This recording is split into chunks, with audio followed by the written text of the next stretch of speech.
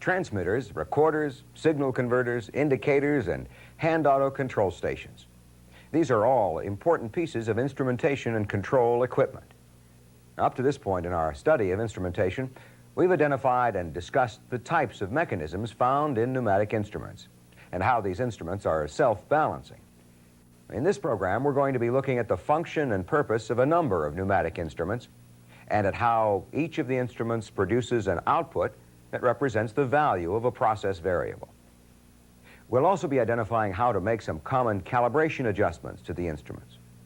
First, though, let's briefly review what the basic elements of a control system are.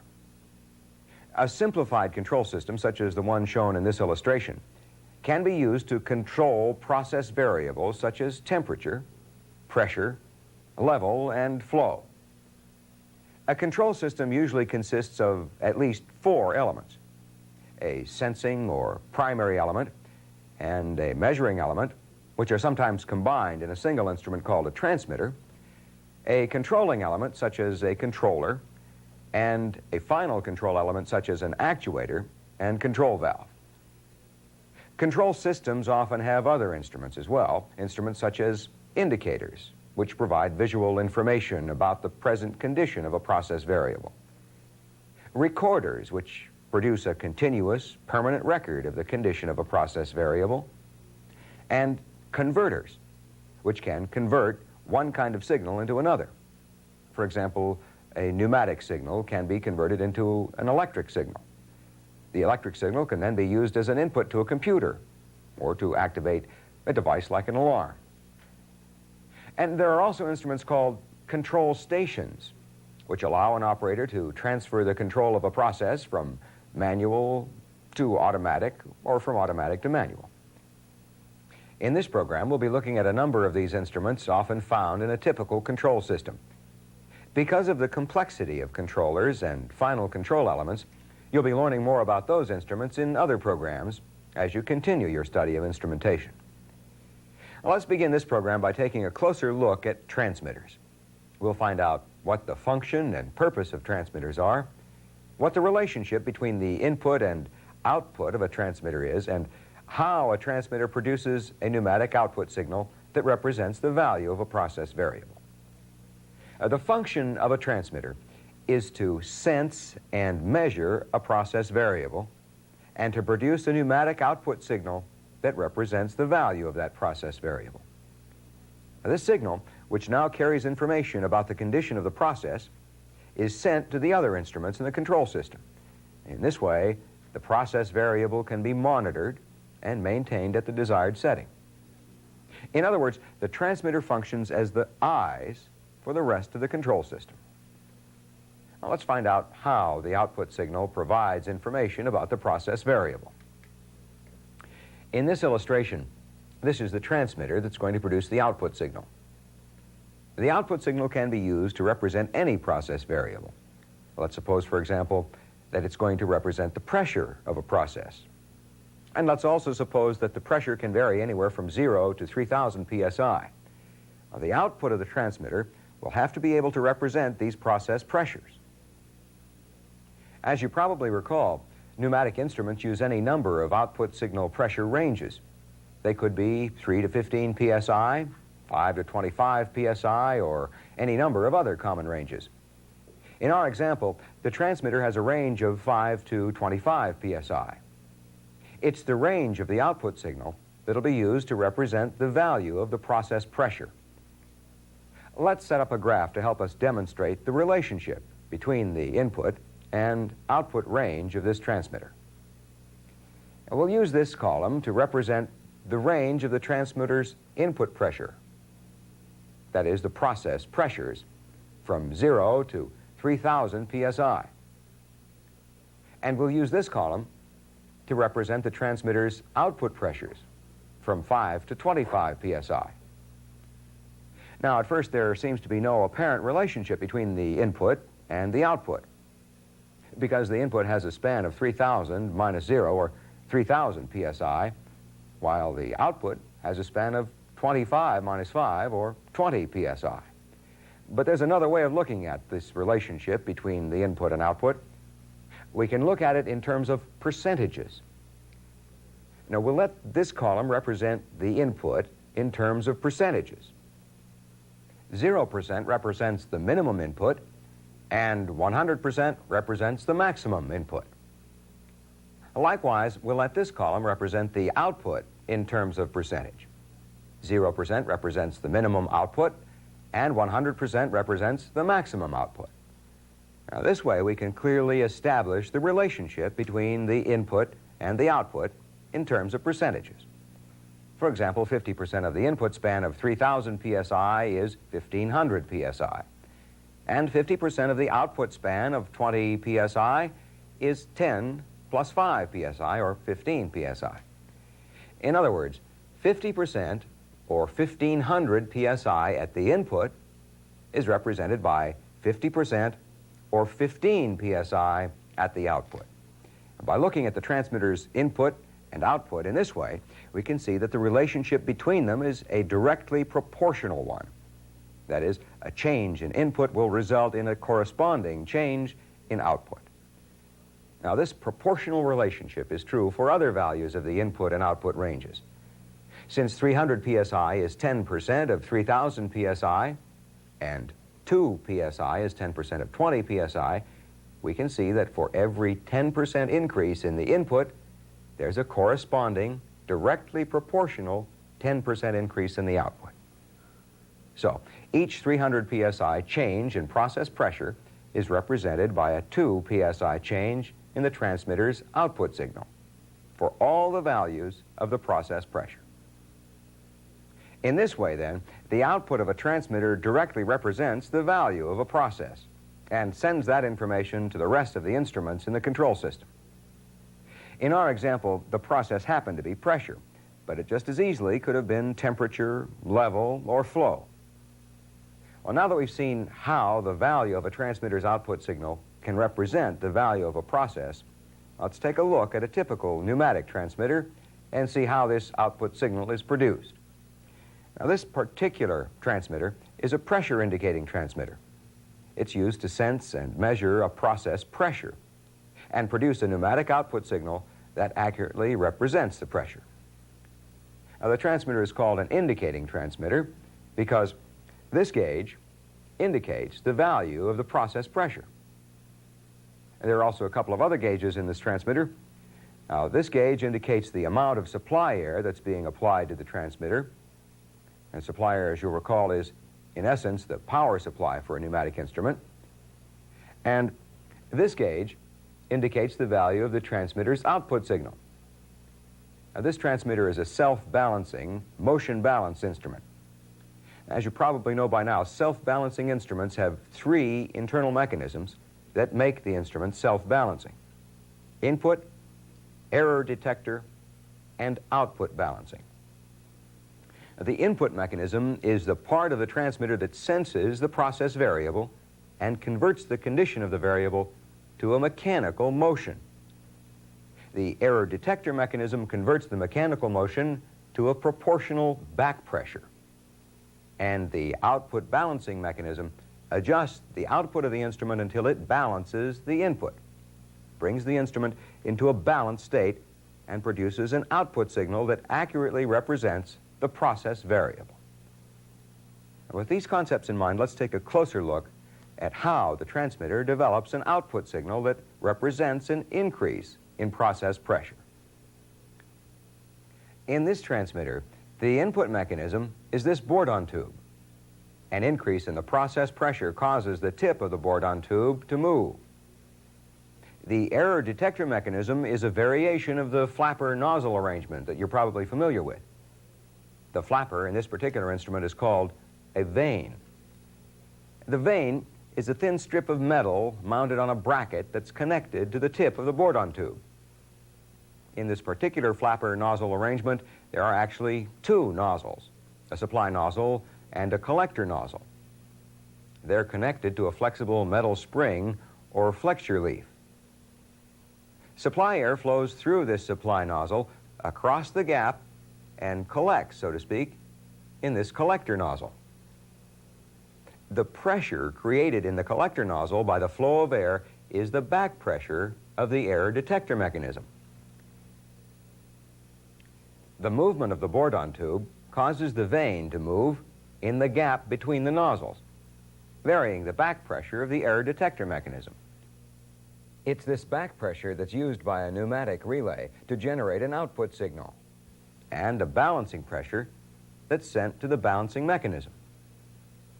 Now, this mechanism consists of a feedback bellows and the flexure leaf that's attached to the bellows.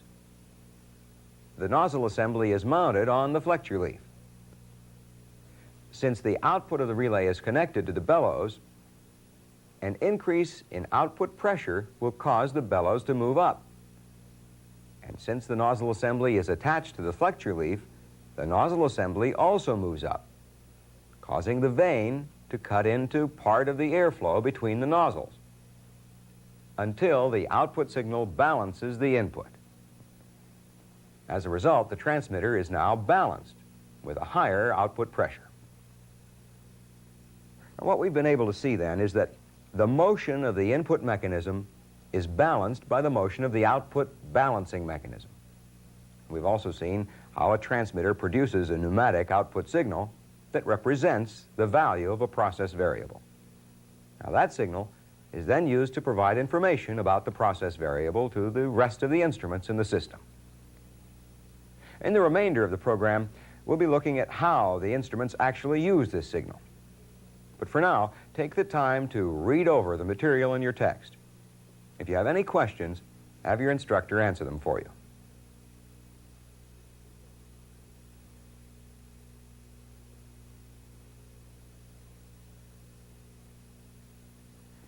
We've seen how a typical pneumatic transmitter produces an output signal that represents the value of a process variable.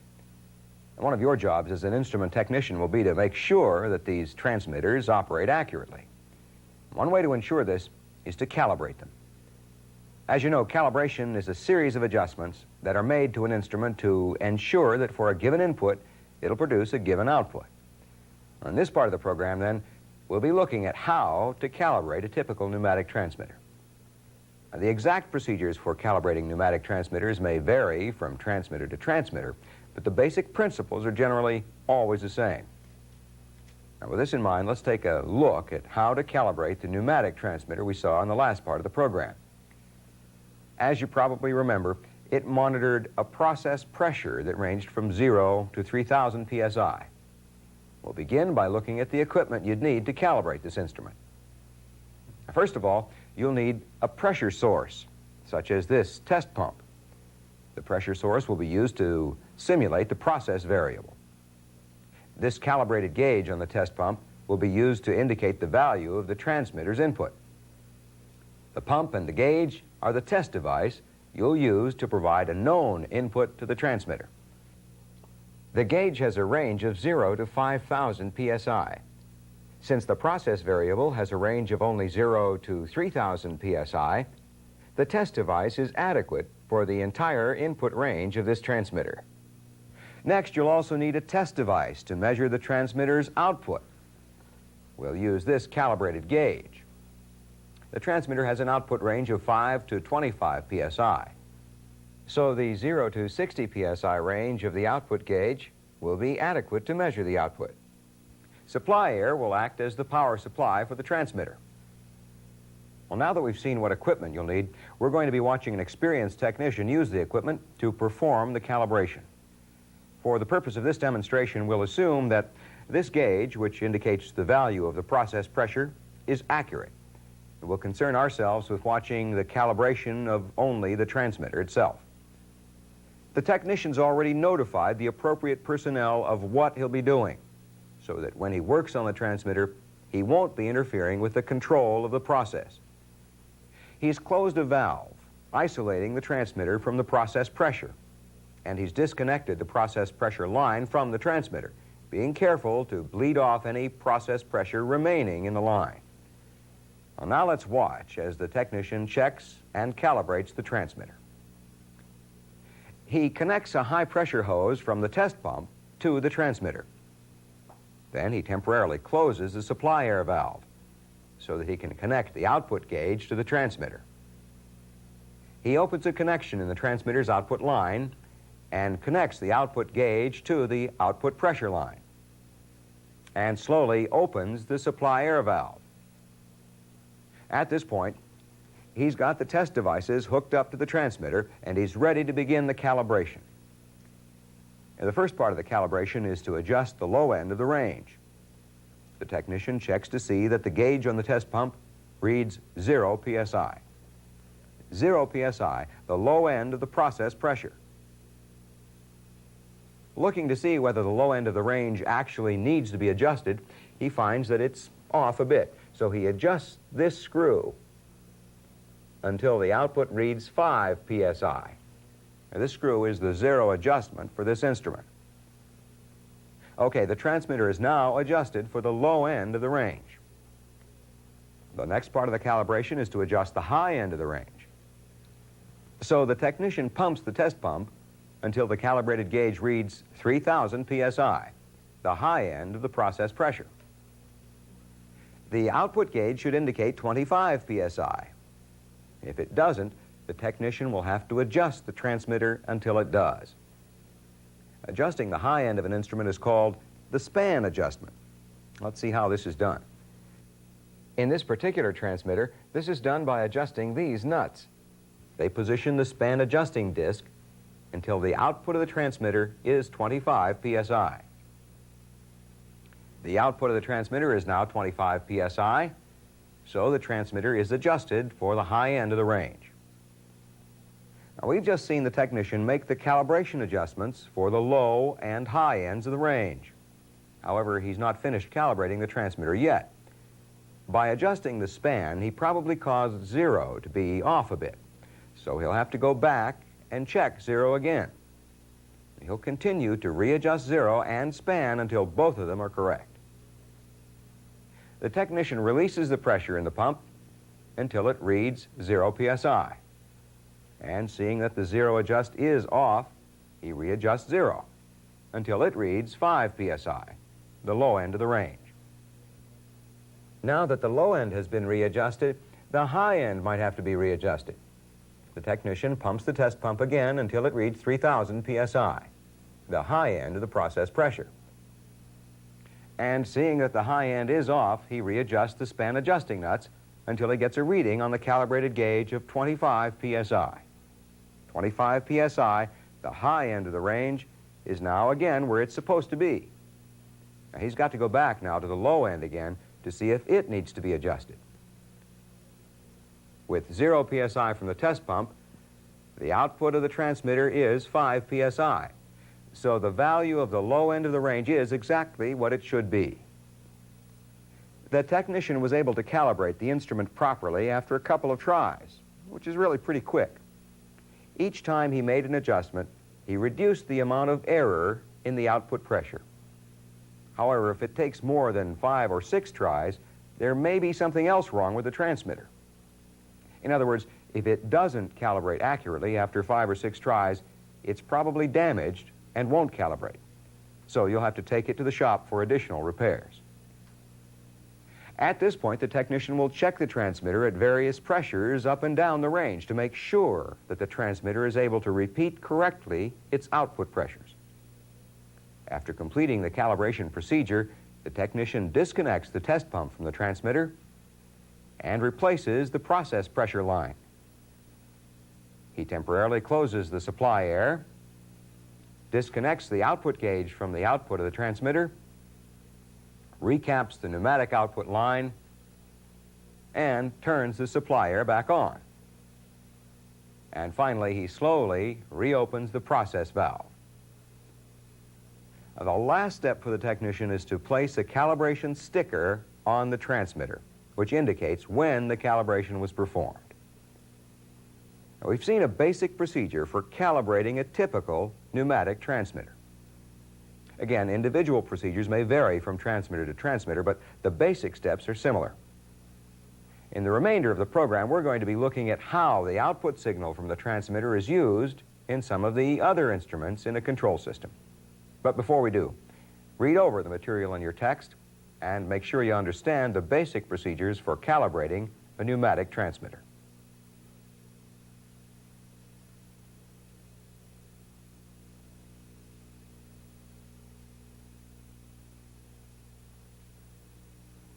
Now, we've seen how a pneumatic transmitter produces an output signal that represents the condition of a process. In this and following parts of the program, we're going to be looking at basic pneumatic instruments in a control system that operate off of the transmitter's output signal. Well, let's begin by looking at recorders. Now, most recorders have two basic functions. First, to provide an indication of the present condition of a process variable, and second, to make a continuous record of the process condition over a period of time. Now, this makes it possible for an operator to be able to predict problems by noting trends in the process variable, or to identify possible causes of a system malfunction. If you compare the way a process variable is represented by a transmitter with the way it's represented by a recorder, you'll note that in a transmitter, the process variable is represented by a pneumatic output signal. But in a recorder, it's represented by a mark on a piece of paper. Most recorders can be conveniently divided into three sections: input, the print drive, and chart drive. Let's investigate these three sections by looking at a typical recorder and see how the recorder produces the record that represents the condition of the process variable. Now, this is a strip chart recorder. Its input signal range is from 3 to 15 psi. This particular recorder is used to record the pressure of a process, although it could just as easily be used to record the flow, temperature, or level of a process. It records the condition of the process variables on a long, continuously moving strip of chart paper. Each process variable is recorded by a pen that makes a mark on the chart as the chart moves along. This recorder has two pens and can be used to make a record of two different process variables at the same time. It's actually two recorders in one enclosure. Each pen is positioned by its own mechanism. They're essentially alike, so we'll look at only one of the print drive mechanisms. The pneumatic signal from a transmitter enters the recorder through this port on the back of the recorder and is sent through this pressure line to an input mechanism. The input mechanism consists of a canister that's sometimes called a bellows in a can or a pneumatic receiver. Let's look at an illustration of the inside of the receiver. The receiver consists of a pressure-tight container that has a bellows inside and a spring and a push rod. This connection is the port through which the input signal is applied to the recorder. The pressure of the signal presses on the bellows and causes it to contract. The contraction of the bellows is opposed by this spring, and when the input signal increases above a predetermined value, it overcomes the force of the spring and the bellows contracts. This causes the push rod to extend farther out of the receiver. The greater the pressure of the pneumatic signal, the more the bellows contracts and the push rod extends even farther out. When the pressure of the pneumatic signal decreases, the spring provides an opposing force that pushes on the bellows, causing the bellows to expand and the push rod to retract. In this way, it's the opposition of the spring that balances the contraction of the bellows. The force of the spring causes the motion of the bellows and the push rod to be proportional to the value of the pneumatic signal from the transmitter. The push rod transfers the mechanical motion of the movement of bellows to the print drive mechanism. Now let's find out what the print drive mechanism looks like. Before we do, though, let's locate a pneumatic receiver and a push rod on our recorder. Here's one of the pneumatic receivers. This is the push rod that's connected to the bellows inside this canister. This is the print drive mechanism. The print drive mechanism itself consists of an adjustable lever mechanism on a metal shaft. The arm of the pen is connected to the shaft and a slotted piece of spring steel that can be adjusted to prevent the pen from dragging as it moves across the paper. When the transmitter's signal to the recorder changes, the bellows expands or contracts, causing the pushrod to move. As it does, it pushes on the lever, causing the shaft to rotate. The pen arm is attached to the end of the shaft. The movement of the shaft causes the pen tip to move across the strip chart. What this action amounts to is that the pneumatic signal from the transmitter is converted into a mechanical motion that can be used to record the condition of the process variable on paper. Ink is supplied to the pen from one of these containers through this small tube called a capillary tube. Now, an important aspect of the operation of a recorder is that the process values recorded on the chart must be accurate, not only with regard to the present value of the process, but also with regard to time. It's the function of the chart drive mechanism to advance the chart at a speed that makes the records correct with respect to time. The chart drive mechanism in this recorder is an electric motor, a gear, and a sprocket. Since the electric motor is a constant speed motor, the strip chart moves at a constant speed. By looking at this chart drive section and at the input and print drive sections as well, we've been able to see that these sections work together to ensure that the position of the pen and the indication of the record on the chart are accurate. We've just taken a look at the three basic mechanisms of a typical pneumatic recorder, and we've seen that it makes a record that represents the value of a process variable. To make sure that the record of the process variable is being made accurately, a recorder must be periodically calibrated. The procedure for calibrating a recorder may vary from recorder to recorder and may be modified by plant policy, so be sure to follow your plant's procedures when calibrating any instrument. The position of the pen on the chart represents the output of the recorder. On this chart, 0% represents the minimum value of the range and 100% represents the maximum value. If a minimum signal of 3 psi is applied to the input of the recorder, the pen will be exactly on the 0 line on the chart if the recorder is in calibration. And a maximum input signal of 15 psi should cause the recorder to position the pen on the 100 line on the chart. Now, in this plant, the 0 adjustment is made when the input pressure is minimum pressure plus 10%, which for this recorder is 4.2 psi. And the span adjustment is made when the input pressure is maximum pressure minus 10%, which is 13.8 psi.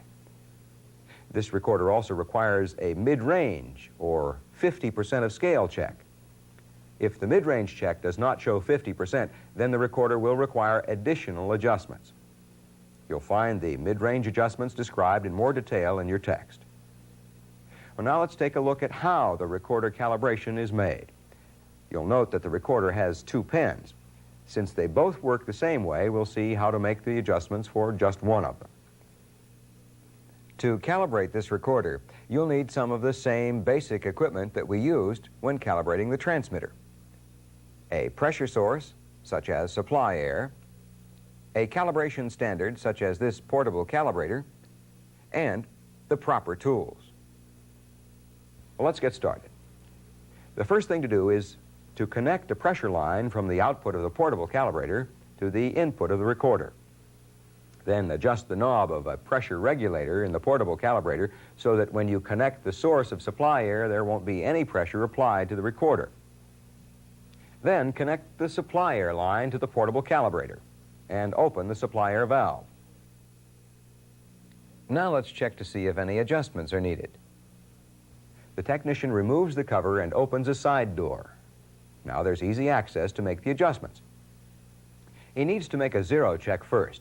The regulator is adjusted for 4.2 psi, which is 3 psi plus 10% of the span. But the pen's not at the 10% line. Since the 0 adjustment is off a bit, the 0 adjust screw is adjusted until the pen is positioned at the 10% line. Then the technician checks the span.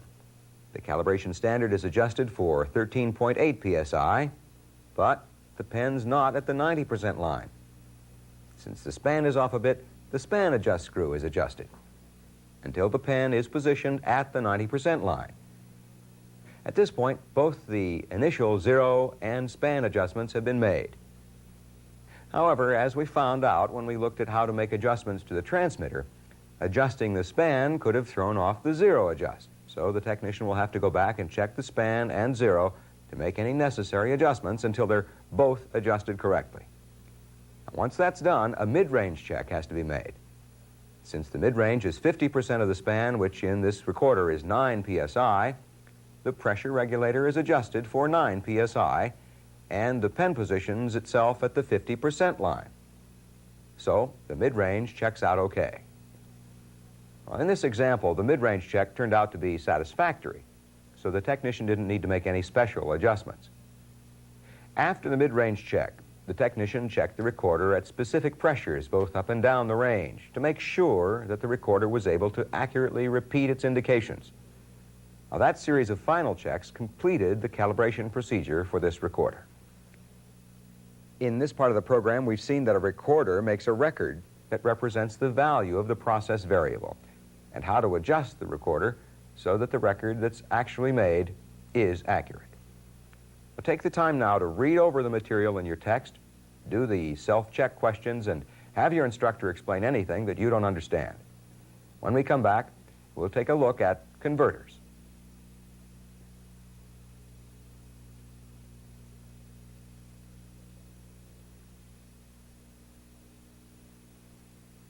In instrumentation and control systems, it's often necessary to have electric devices such as alarms to alert operators of the condition of a process variable that's too far away from set point. And there are also cases when the condition of some process variables are monitored by computers that control plant processes. The output signal of a pneumatic transmitter, which represents a process variable, can't be used directly by electronic devices. So the pneumatic signal has to be changed or converted into an electronic signal. An instrument that converts a pneumatic signal into an electronic signal is called a transducer or a converter. Now, in this part of the program, we're going to learn how a converter can change a pneumatic signal into an electronic signal that represents the value of a process variable and how to make some common adjustments to the converter. There are two types of pneumatic converters: a pneumatic to voltage converter that's often called P to E, and a pneumatic to current converter that's often called P to I. This particular converter is capable of producing either a voltage or a current output. Here it's set up to produce a current output. As you probably remember, the pneumatic transmitter that we studied earlier in this lesson has three sections: an input mechanism, an error detector, and an output balancing section. Well, this converter also has an input mechanism, an error detector, and an output balancing section. The input mechanism, error detector, and part of the output balancing mechanism are contained inside this cylinder. We'll see an illustration of these devices and explain how they work in a moment. The electronic components outside of the cylinder make up the other part of the output section. Let's go to an illustration of the inside of the cylinder. This housing forms an enclosure for a metal input bellows. The size of the bellows is exaggerated here to show the movement. The bellows converts a change of the pneumatic input signal to a mechanical motion that is proportional to the signal. The bellows expands when the input signal increases and contracts when the input signal decreases. The error detector in this converter is an electronic device called a capacitor. A capacitor is a device that has the ability to store or hold an electric charge. This ability to hold a charge is called capacitance. A capacitor is made up of two pieces of metal called plates that are separated from each other. The amount of electric charge that it can store is determined by three things: the area of the plates, the type of non-conducting material or dielectric between them, and the distance separating the plates. In this converter, the capacitor's plates are made up of two flat metal surfaces located here and here. In this capacitor, the non-conducting or dielectric material between the two plates is air. The distance between the plates is determined by the bellows. In order for the capacitor to work, its plates must be connected to the electronic circuits. The circuits are located on this board. We'll get a better look at those circuits in just a moment. This plate of the capacitor is connected to the circuit by this post. The other plate is connected to the circuit by the metal bellows, this metal disc, and this wire. In this capacitor, the area of the plates and the dielectric do not change. However, the distance between the plates changes when the bellows expands or contracts. When the bellows expands, the two plates get closer together and capacitance increases. When the bellows contracts, the plates move farther apart and capacitance decreases. Because the capacitance of this capacitor can be changed or varied, it is called a variable capacitor. We can now see that a change in the pneumatic input signal causes a change in the distance between the plates, which results in a change in the capacitance of the capacitor. So the error detector in this converter is a variable capacitor. Let's go to a simple diagram of the converter and find out how a change in the capacitance of the capacitor causes a change in the converter's output. This is the bellows that receives the pneumatic input signal. This dotted line indicates that this variable capacitor is operated by the bellows. The variable capacitor is the one that we showed you earlier. This amplifier is part of the output balancing mechanism. The signal source is an electronic circuit that supplies a constant input signal to the amplifier. It serves much the same function that the air supply to the relay in the transmitter does. The output section is another electronic circuit that takes the signal from the amplifier and produces a current output from the converter. This line that's connected here at the output of the amplifier and goes back to its input is the feedback circuit. Now, with this type of amplifier, its output depends on two things. One is the value of its input signal, which in this case is supplied by the signal source, and as we said earlier, is constant. And the other is the amount of feedback that the amplifier gets at its input. So if we can control the amount of feedback to the input of the amplifier, then we can control its output. In this converter, that's done by the variable capacitor. If the capacitance is increased, the amplifier output decreases. Now, we learned earlier that when the pneumatic input signal increases, the input bellows expands, moving the capacitor plates closer together. This increases the capacitance in the feedback circuit. This results in an increased feedback signal to the input of the amplifier, and so its output decreases. Now, this is just the opposite of the effect we need. We want the converter's output to increase if its input increases. This is the purpose of the output section.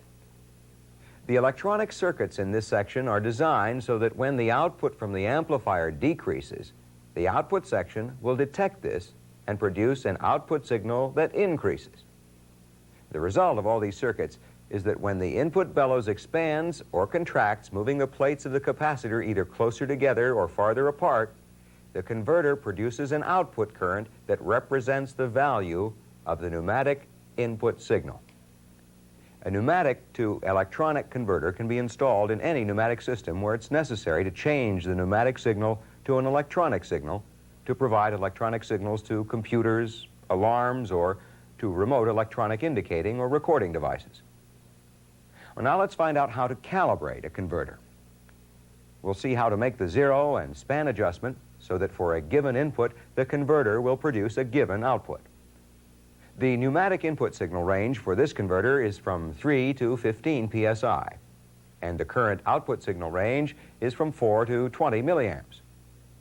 In order to adjust the converter properly, we have to be able to adjust the converter so that with 3 psi in, the converter produces 4 milliamps out, and with 15 psi in, the converter produces 20 milliamps out. In order to do this, the technician is going to need the proper test equipment to perform the calibration. For this converter, he'll need a calibration standard, such as this portable calibrator, and to measure the current out, he'll be using a digital multimeter. A multimeter is an instrument that can measure current or voltage. He'll also need the proper tools if he needs to make any adjustments. Before making any adjustments, it's important to refer to the manufacturer's manuals and your plant's procedures on how to test and calibrate the equipment, and to follow their instructions. Now, that way you'll be sure that you're doing the job correctly and safely. After the test equipment has been connected to the converter, the technician checks the low end of the range to see if a calibration adjustment needs to be made. He does that by adjusting the output of the portable calibrator for 3 psi. 3 psi is the low end of the range. He reads the multimeter, which indicates the value of the current out of the converter. The multimeter does not read 4 milliamps, so he turns the zero adjustment on the converter until the multimeter reads 4 milliamps. Next, he checks the high end of the range to see if it's correct. He does that by adjusting the output of the portable calibrator for 15 psi. 15 psi, the high end of the range. And then he reads the multimeter. It should read 20 milliamps, but he sees that it doesn't, so he turns the span adjustment screw until the display reads 20 milliamps. As you probably know, when you make zero and span adjustments, one adjustment sometimes affects the other adjustment. The same thing is true for this converter. If either the zero or span adjustment screws are turned, then the other setting must be checked to see if it also must be adjusted. After adjustments are made to the low and high end of the ranges until they read correctly, some manufacturers often recommend that the instrument be checked at its mid-range. The mid-range input for this particular converter is 9 psi, and the mid-range of the output is 12 milliamps. So in order to make the mid-range check on this converter, the technician adjusts the portable calibrator for an input to the converter of 9 psi. He checks the output from the converter on the multimeter and finds that it reads 12 milliamps, so the mid-range check is good, and he doesn't have to make any more adjustments. If the mid-range did not check out for the converter, the technician would have made an adjustment in the signal source circuits. That's where the adjustment is for this converter.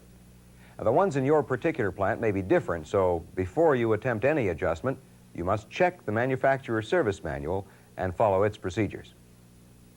In this part of the program, we've been able to see how a process variable represented by a pneumatic signal can be converted into a proportional electronic signal. And we've also found out how to make adjustments for the low and high ends of the range for the converter, and how to make a mid-range check. In the next part of the program, we'll be looking at indicators. But for now, read the material in your text and work the problems.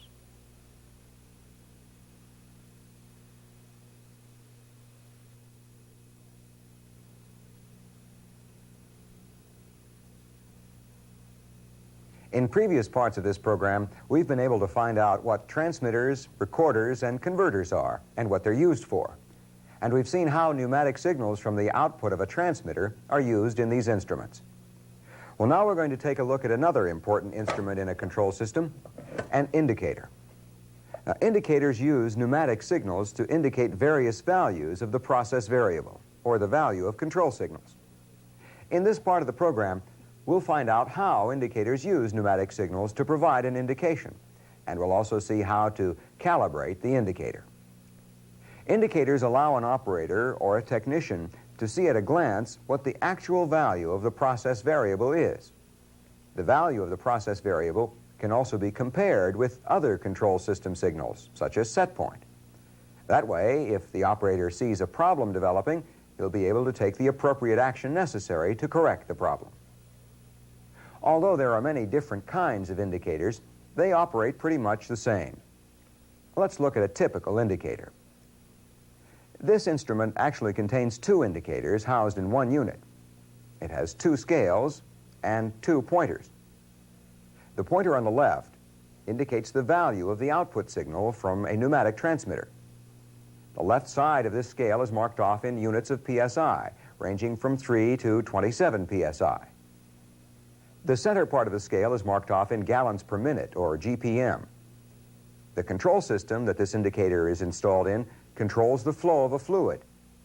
The pointer on the right indicates set point. So by looking at the pointer on the right, the operator can determine the desired value of set point, which in this case is flow in gallons per minute, or GPM. Since both of the indicators work basically the same, we'll look only at the indicator at the left. First, we'll remove the cover so that the major components inside are easier to see. As you can see, the indicator consists of two Borden tubes and two pointer mechanisms. Now, as we said, both of these indicators work alike, so we're only going to discuss the operation of this one. The tip of the Borden tube is linked to a lever that is connected to the pointer mechanism by this coiled spring. There's another coiled spring around the shaft. The function of this coiled spring is to keep the pointer at its lowest value on the scale when the minimum input signal is applied to the indicator. Now let's see how the indicator works. The Borden tube senses the transmitter's output signal and responds by attempting to straighten out or to curl up. This causes the Borden tube tip to move. As the tip moves, the link, in this case the coiled spring, moves the lever. Since the lever is attached to the pointer mechanism, the mechanism rotates, causing the pointer to move up or down on the scale, indicating the increase or decrease in the value of the process variable. The movement of the pointer is directly proportional to the increase or decrease in the process variable. As we've seen then, in an indicator, a process variable can be represented by a pointer on a scale, and changes in the process variable are indicated by the changes in the position of the pointer. To make sure the process variable or the control system signals are represented accurately, the indicator must be calibrated. Often this is done on a routine periodic basis. Like some of the other equipment we've seen, this involves adjusting the zero and span and checking the mid-range indications. The technician we'll watch will also need test equipment that's similar to the equipment he's used to calibrate a transmitter and a recorder. For the indicator used in this example, which has an input range of 3 to 27 psi, he'll be using a portable calibrator. The technician's made the necessary connections. Now let's watch him make the calibration adjustments. The zero and span adjustments for the indicator we've discussed are these two screws. This one is the zero adjust, and this one is the span adjust. These two other screws are the zero and span adjustment screws for the other indicator. We'll not be calibrating that indicator, so these screws will not be adjusted. Now, to check the zero, the portable calibrator is adjusted to 3 psi. The zero is off just a little, so he adjusts the zero screw until the pointer on the scale reads 3 psi. Next, to check the span, the portable calibrator is adjusted to 27 psi. It's off a little, so he adjusts the span screw until the pointer on the scale reads 27 psi. The initial zero and span adjustments have now been made. After the initial adjustments have been made, the technician will then have to go back and readjust both zero and span until they are both adjusted properly. And once that's done, he'll have to check the mid-range. If the mid-range checks okay, then the indicator is good. He'll also need to check the indicator at various pressures up and down the range to make sure that the indicator is able to accurately repeat its indications. Now, that series of final checks will complete the calibration procedure. In the next part of the program, we're going to be looking at the instrument that the indicator we looked at is a part of, the hand auto control station.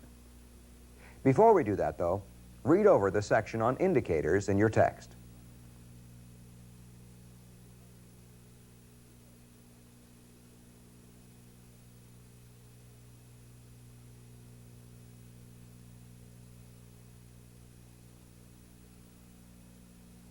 Control systems are designed to control industrial processes automatically. However, when a control system can't maintain the process at set point, the process can be controlled manually. One instrument commonly found in many control systems that transfers the system from automatic control to manual control is a transfer station, or as it's often called, a hand auto station. A hand auto station allows an operator to select how a process is going to be controlled, either automatically by the controller or manually by the hand auto station, which the operator adjusts. In this part of the program, we'll be looking at how the hand auto station works. We'll also see how the instrument is used to transfer control of the process from manual to automatic. Let's begin by taking a look at the location of the hand auto station in a typical control system. When the hand auto station is in automatic, the output signal from the transmitter goes to the controller. The output from the controller goes through the hand auto station and on to the final control element. In other words, the controller controls the final control element. However, When the hand auto station is in manual, the signal from the controller to the final control element is blocked by the hand auto station. The output of the hand auto station is produced internally and is manually adjusted. This output goes to the final control element. Now, the manually adjusted output from the hand auto station controls the final control element.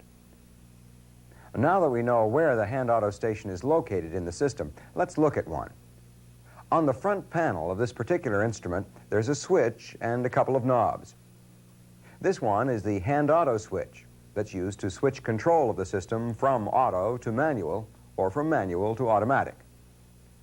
The knob right below is the set point knob. Adjusting the set point knob establishes the desired operating value or set point for the process variable. And this last knob is the hand relay knob. This knob operates a pneumatic relay inside the hand auto station that controls the final control element when the system is in manual.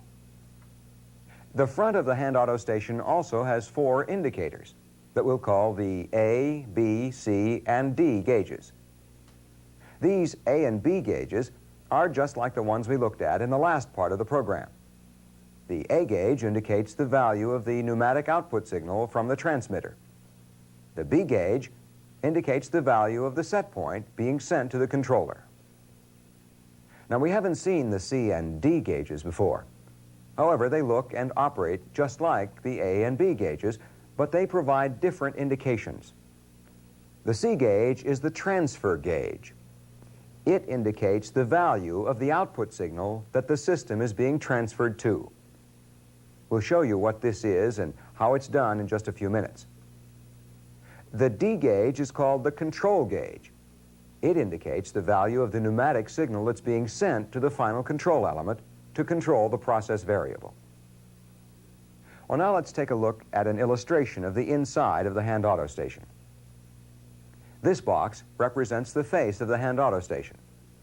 Here are the A and B gauges, the C and D gauges, the hand auto switch, the set point knob, and the hand relay knob. This line carries the output signal from the transmitter. This line carries the output signal from the controller.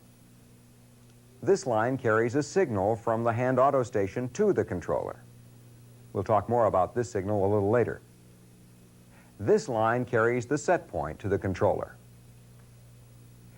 The output signal from the transmitter enters the hand auto station through this line and is applied to the A gauge.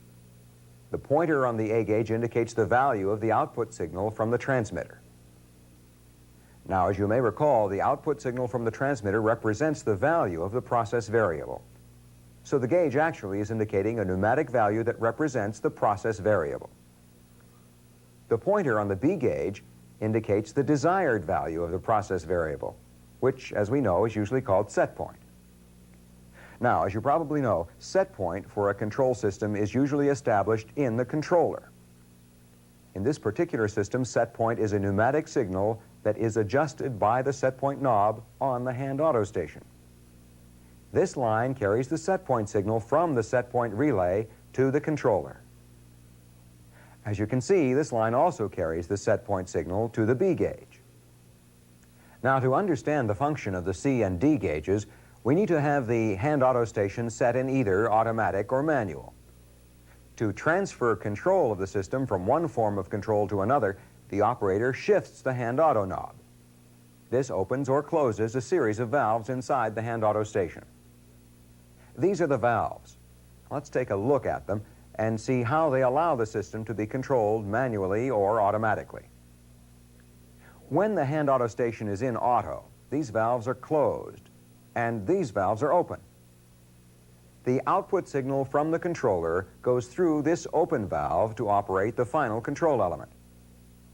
The output signal from the controller also goes through this line to the D gauge, so that the D gauge indicates the value of the signal that's at the final control element. The value of the signal on the D gauge is the control signal, since it is the signal that is controlling the final control element. The output signal from the hand relay is blocked from the final control element by this closed valve. This open valve allows the output signal from the hand relay to be read on the C gauge. This is the transfer signal. We'll show you how this signal value is important in just a few minutes. Well, now let's see what happens when the hand auto station is in manual. When it's in manual, these valves are now open and these valves are closed.